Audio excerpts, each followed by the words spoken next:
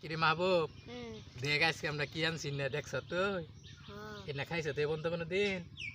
খাইছিলাম তো একবার একবার খাইছিলি হ্যাঁ কখন কি না পাপন পাপন হ্যাঁ তাহলে আয় আমরা দুইজনে পাল্টি দিমু দেখি কারা খা আজকে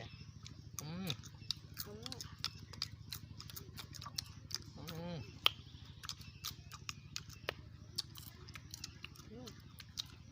হুম কি বেলা লাগে সেই শাক হ্যাঁ হুম ভালো একটু মনে হয় এক বস্তা খাম আমি হুম এক বস্তা কয়টা দেখিনছ আমি 10 টাকার কিনছি মেলা রে তুরি দে হ্যাঁ